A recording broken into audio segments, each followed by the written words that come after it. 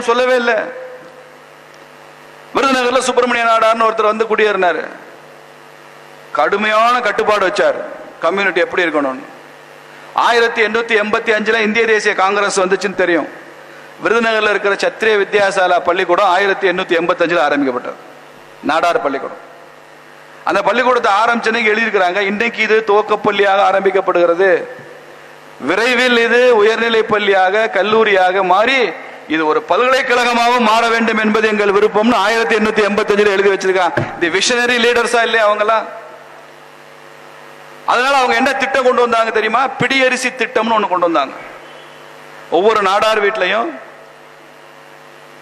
தாய்மார்கள் சமைக்கிறதுக்கு முன்னால சமைக்கிறதுக்கு அரிசி எடுத்து அந்த உலையில போடுறப்ப ஒரு கைப்பிடி அரிசி எடுத்து தனியா வச்சிருவாங்க. அதுக்கு பேரு பிடி அரிசி. இந்த உலையில போடுற அரிசி எல்லாம் குடும்பத்துக்கு எல்லாரும் சாப்பிட்றதுக்கு. அப்புறம் இந்த ஒரு பிடி பிடிச்சி எடுத்து வைக்கிறாள் அந்த அக்கா, அது அந்த சமுதாயத்தில் உள்ள எல்லாரும் சாப்பிட்றதுக்காக எடுத்து வச்சாங்க. பிடி அரிசி திட்டம். திரும்ப மாச கடைசியில வந்து ஒருத்தர் அதெல்லாம் வாங்கிட்டு போயிடுவாரு, கலெக்ட் பண்ணுவாரு, அதை சந்தையில விற்பாங்க. அந்த பணம் நாடார் மகாஜன சங்கத்துக்கு போகும். மகமைன்னு ஒரு சிஸ்டத்தை அறிமுகப்படுத்தினாங்க. என்ன வாங்கினாலும் வித்தாலும் இப்ப கவர்மெண்ட் டாக்ஸ் போடுதுல, சேல்ஸ் டாக்ஸ், அது மாதிரி அப்போ அந்த காலத்து சேல்ஸ் டாக்ஸ் தான் மகமை. இப்போ இந்த மகமை சிஸ்டம் இருக்கு, அது அந்த சமுதாயத்துக்கு. சரி, இவ்வளவு பணம் கலெக்ட் பண்றாங்களே, பிடி அரிசின்னு சொல்றாங்களே, இதெல்லாம் எதுக்கு? எஜுகேஷன், கல்வி கொடுக்கறதுக்கு, பள்ளிக்கூடம் நடத்துறதுக்கு, கல்லூரி நடத்துறதுக்கு, கோவில்கள் கட்டுறதுக்கு. அப்படி சின்ன சின்னதா சேர்த்து வச்ச பணத்துல தான் 28 லட்சம் ரூபாய் சீடு மணி கொடுத்து ஆரம்பிக்கப்பட்டதுதான் தமிழ்நாடு மெர்கன்டைல் பேங்க். நாடார்களது உழைப்புல வியர்வையில உருவானதுதான் தமிழ்நாடு மெர்கன்டைல் பேங்க். 28 லட்சம் ரூபாய் தான் சீடு மணி. உலகத்திலேயே தமிழ்நாடு மெர்கன்டைல் பேங்க் மாதிரி ஒரு சக்சஸ் ஸ்டோரி உலகத்திலே கிடையாது. 28 லட்சம் ரூபாய் சீடு மணியில ஆரம்பிச்சு இன்னைக்கு கோடிக்கு டெபாசிட் வச்சிருக்கிற வங்கி அந்த வங்கி. அமெரிக்கால பெரிய பெரிய நிறுவனங்கள், கார்பரேட் வங்கி எல்லாம் மூடிக்கிட்டு இருக்கான். உலக பொருளாதார நெருக்கடியில் 2008 தமிழ்நாடு மெர்கன்டைல் பேங்க் கம்பீரமா நடை போட்டுச்சா இல்லையா? ஒரு சமுதாயம் நடத்துற வங்கி. இன்னைக்கு அது கார்பரேட்டைஸ் ஆயிடுச்சு. இன்னைக்கு அது முழு ஓனர்ஷிப் கம்யூனிட்டி கிடையாது. ஆனாலும் அந்த பேர் சொல்றதுல அவங்களுக்கு பெருமை இருக்குல்ல. எப்படி முன்னுக்கு வந்தாங்க? சரி, அவங்க பள்ளிக்கூடம் நடத்துறாங்க, அவங்க கோயில் கட்டினாங்க, அவங்க கல்லூரி கட்டினாங்க. நேற்று வரைக்கும் என்னை கோயிலுக்குள்ள வரக்கூடாதுன்னு சொன்னேன்ல? ஆமா சொன்னேன். இன்னைக்கு நான் கோயில் கட்டியிருக்கேன்ல? ஆமா, நீ வராத அப்படி சொன்னாங்களா? நேற்று வரைக்கும் என்ன உன் கோயில விட மாட்டேன்ட்டு இல்லடா? ஆமா, நீ கட்டின கோயில நான் கட்டின கோயிலுக்கு நீ வராதடா அப்படி சொன்னாங்களா? இல்ல. ஒரு சைனீஸ் பழமொழி இருக்கு, you drew a small circle and kept me out. நீ ஒரு சின்ன வட்டம் வரைந்தாய், என்னை வட்டத்திற்கு வெளியில் வைத்தாய். ஆனால் நான் ஒரு பெரிய வட்டம் வரைவேன், உன்னை வட்டத்திற்கு உள் வைத்துக் கொள்வேன் அப்படின்னு சொன்ன. ஏன்னா எனது அணுகுமுறை இன்க்ளூசிவ், எக்ஸ்க்ளூசிவ் இல்ல. நாடார் சமுதாயத்தினுடைய மெசேஜ் அதுதான். You drew a small circle and kept me out, but I will draw a bigger circle and I will keep you in. உன் கோயிலுக்கு என்னை வரவிட மாட்டேன்ட்ட, பரவாயில்ல ராசா, நான் கோயில் கட்டியிருக்கேன், என் கோயிலுக்கு நீ வா அப்படின்னு கூப்பிட்டாங்க. என் பள்ளிக்கூடத்துக்கு வா படிக்க கூப்பிட்டாங்க, என் கல்லூரிக்கு வா படிக்க கூப்பிட்டாங்க. நானே நாடார் காலேஜில் படிச்சு வந்தவன் தான். அங்க எந்த காஸ்ட் டிஸ்கிரிமினேஷன், ஜாதி ரீதியான பாரபட்சமே கிடையாது.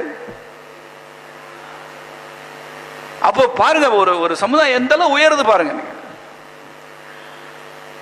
காமராஜர் உயர்த்திட்டு போயிட்டாரு.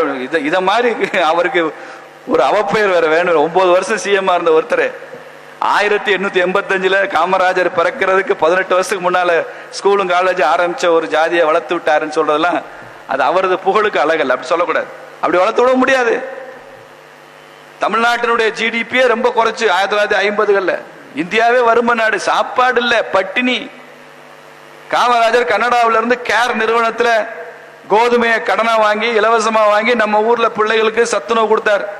உலகம் எல்லாம் நான் போய் பிச்சை எடுக்கிறேன்டா, நீ படிடான்னு சொன்னவர் காமராஜர்.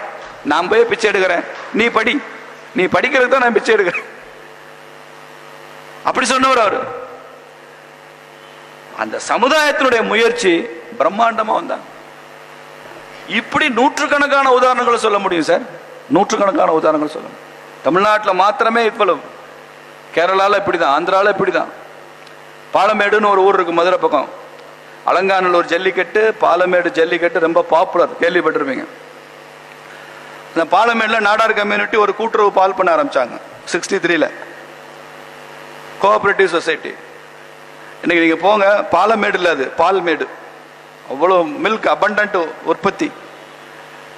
அவங்களால எவ்வளவு கேட்டாலும் சப்ளை கொடுக்குறாங்க, டிமாண்டுக்கு சப்ளை கொடுக்க முடியல. அந்த பகுதியில் ஒரு 10,000 மாடு அந்த பால் பண்ணையை நம்பி வளருது. இந்த மாடுகளுக்கெல்லாம் வைத்தியம் பண்ணணுமே, கவர்மெண்ட் வெட்டினரி ஹாஸ்பிட்டலுக்கு போனா டாக்டர் இல்ல, மருந்து இல்ல, ஊசி இல்ல, ஒன்றும் இருக்காது. அப்ப என்ன செய்யறீங்கன்னு கேட்டேன். அவர் சொன்னார், நாங்களே வெட்டினரி டாக்டர் அப்பாயின்ட் பண்ணிக்கிட்டோம் சார், நாடார் சங்கத்தில் இருந்துன்னு சொன்னேன். நாங்களே அப்பாயின்ட் பண்ணிட்டோம். அவங்க ஒரு பள்ளிக்கூடம் நடத்துறாங்க. அந்த மெட்ரிகுலேஷன் ஸ்கூல்ல எல்லா ஜாதி பிள்ளைகளும் படிக்குது, ஏழை பாளைகள் எல்லாரும் படிக்கிறான். நீங்க நம்ப மாட்டீங்க, தினசரி 200 மில்லி பால் ஒவ்வொரு குழந்தைக்கும் அவங்க கொடுக்குறாங்க. அரசாங்கம் கொடுக்குற சத்துணவு இல்ல, சமுதாயம் கொடுக்குற சத்துணவு. அந்த ஊர்ல தான் ஜாதிக்கு சொந்தமா ஒரு சினிமா தியேட்டர் இருந்துச்சு. இப்ப சினிமா தியேட்டர் இருக்கான்னு தெரியல, தியேட்டர்களே அழிஞ்சு போச்சு. இப்போ பாலமேடுல இருந்த சினிமா தியேட்டர் நாடார் மகாஜனத்துக்கு சொந்தமான சினிமா தியேட்டர். அங்க இளைஞர்களுக்கு தனியா பயிற்சி, training, community toilet, community salon, community cinema theatre. யோசிச்சு பாருங்க. அந்த ஊர்ல குடிக்க கூடாது, நாடார்கள் தான் குடிக்கூடாது சட்டம். எனக்கு ரொம்ப ஆச்சரியம் போச்சு. இப்பயும் அந்த பழக்கம் இருக்கான்னு கேட்டேன். என்ன இவ்வளவு டாஸ்மாக் வந்ததுக்கு அப்புறம் இப்பயும் இந்த குடிக்கூடாது சார், இந்த ஊர்ல குடிக்க மாட்டான், எங்கிட்ட தெரியாம போய் மதுரை பக்கம் போய் குடிச்சிட்டு வந்துடுவான், உங்களோட சேர்ந்து கெட்டு போயிட்டான்னு வேற சொன்னார். எங்க மதுரைக்காரங்களை சொன்ன குடிக்கூடாது சட்டம், அதை ஃபாலோ பண்றாங்க. எவ்வளவு பாருங்க நீங்க. ஆவின் ஏன் நஷ்டத்துல ஓடுது? நாடார் மகாஜன சங்கம் நடத்துற பால் பண்ணை ஏன் வெற்றிகரமா ஓடுது தெரியுமா உங்களுக்கு? உதாரணம் சொல்றேன். ஆவின் மேனேஜர் எவ்வளவு பந்தாவா இருப்பாரு, ஏசி ரூமு. நீங்க அந்த பால் பண்ணைக்கு போங்க, அங்க ஒரு பெரியவர் உட்கார்ந்து இருப்பாரு, அந்த சமுதாயத்தை சேர்ந்தவர். பழைய கால டெஸ்கை வச்சுட்டு கீழே பாய வச்சு உட்காந்துருப்பாரு.